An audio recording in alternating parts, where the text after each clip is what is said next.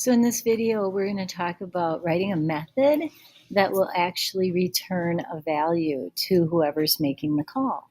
So in this case, we're going to write our very own method called getWord because in the last program that we wrote, we had to get a word 3 different times. So I thought, oh, it'd be nice to just have our own little block or our own little command called getWord that does all that work for us.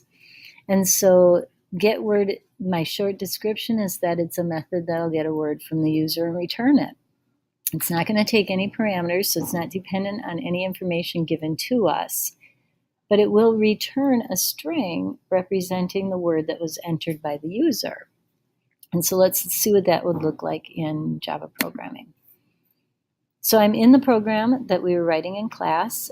You can open this in Buzz if you haven't already done so, but it's in the methods folder. And I'm going to start with my method header, and all method headers start the same with public static. And then the return type. Now, this program isn't going, or this method isn't going to be void like the backwards one was, because it is going to return something. So you have to think to yourself, what am I returning? And in this case, I want to return a string. So I'll type string in there. And then the name of this method is going to be getWord. And then it's not going to take any parameters. So the empty parentheses again. This bracket indicates I start. This bracket indicates the end.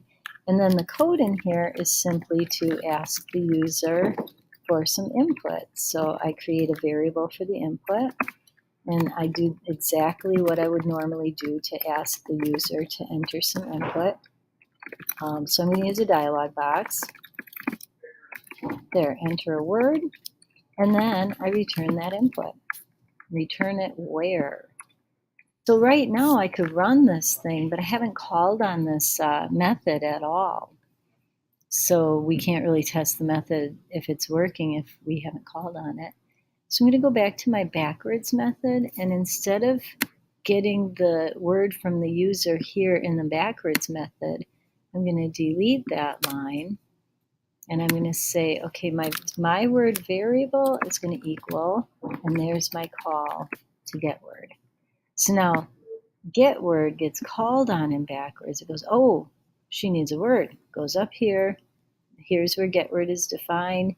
Gets a word from the user. They type in some word like programming.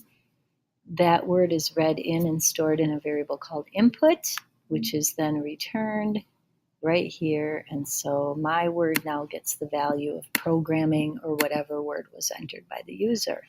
So when I run that, I see that my backwards